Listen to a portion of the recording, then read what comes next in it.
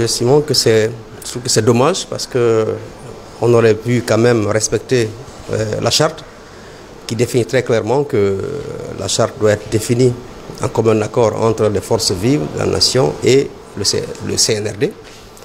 Donc cette étape a été galvaudée et le CNT s'est attribué des prérogatives qui ne sont pas les siennes parce que l'article 57 est très clair. Donc nous trouvons que c'est très dommage alors qu'on aurait pu tout simplement appeler l'ensemble des Guinéens, les forces vives, comme on l'a très bien défini, autour d'une table, discuter et trouver un point d'accord et puis avancer.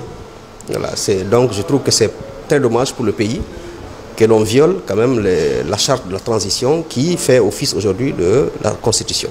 Au moment où le CNT examinait ce chronogramme, vous étiez en conclave au siège de l'FDG, le G58 élargi au RPZ Arc-en-Ciel et Alliés.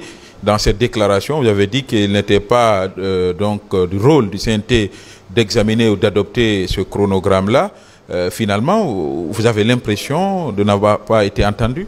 Non, mais bien sûr qu'on n'a pas été entendu. Alors que, en fait, nous faisons de la prévention.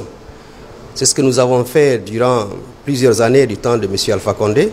Nous avons prévenu, nous avons averti, nous avons alerté. Et malheureusement, on n'a pas été écoutés. Donc nous trouvons aujourd'hui que c'est dommage que les Guinéens veuillent toujours induire le colonel Mamadi Doumbouya en erreur. Alors que c'est quelqu'un qui a pris ses responsabilités le 5 septembre, qui a voulu que ce pays change. Malheureusement, il y a toujours des petits malins qui viennent faire en sorte que tout l'induit en erreur, faire croire qu'ils sont largement représentatifs du peuple de Guinée, alors que lorsque vous prenez l'échantillon qui est autour de lui, qui est en train de lui dire non, tout va bien, il ne représente même pas 5%. Donc c'est très dommage. Pour cette raison, nous en appelons aujourd'hui encore à la responsabilité du président de la République de la transition pour dire que rien n'est encore tard. Il est encore temps qu'on s'assied autour d'une table pour échanger en tant que bons Guinéens, en présence des partenaires techniques et financiers, et en présence quand même de la CEDEAO, qui est l'organisation sous-régionale dont nous-mêmes nous sommes membres fondateurs d'ailleurs. Donc il est important qu'on se retrouve, qu'on discute pour que le temps qui sera dédié à la transition, que le président de la transition puisse avoir la sérénité et la tranquillité nécessaire pour la conduire à bon terme. M. Doucouré, aujourd'hui vous multipliez les appels à l'endroit des autorités pour ouvrir un véritable dialogue, mais jusque-là on a l'impression que vous n'êtes pas entendu. Est-ce que vous avez d'autres options sur la table?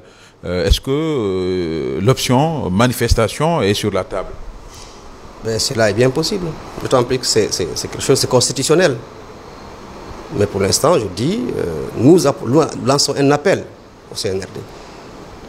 Mais si l'appel n'est pas entendu, s'il n'y a pas de dialogue entre les différentes parties de la nation, il va sans dire qu'il y aura une crise de confiance qui va aboutir vraiment, éventuellement, à une crise sociopolitique. Très malheureusement. Donc pour le moment, la manifestation, ce n'est pas une option qui est sur la table? Jusqu'hier, puisque vous avez suivi la déclaration qui a été faite, elle est envisageable, mais elle n'est pas encore, elle n'a pas été définie. Maintenant que le CNT s'est prononcé, les partis vont se retrouver pour aviser. Donc elle est sur la table, mais elle n'est pas encore privilégiée, cette option? Vous savez, aucun policier ne privilégie la manifestation, parce qu'elle est toujours coûteuse, à tout point de vue. Elle n'est pas bien, même pour le politicien. Le politicien, c'est son dernier recours, là. Le politicien, en tout cas le bon politicien, souhaite toujours qu'il y ait un dialogue autour de la table parce que c'est l'intérêt de la nation. Ce n'est que lorsque vous n'avez plus d'alternative que vous appelez à une manifestation. Mais voilà, donc c'est ça. Nous lançons un appel pour que les Guinéens puissent se retrouver, pour qu'on puisse trouver la solution aux problèmes guinéens. Que personne ne s'enferme dans une tour pour dire que non, on va dicter la conduite de la nation aux autres partis. Merci, monsieur. C'est moi qui vous remercie.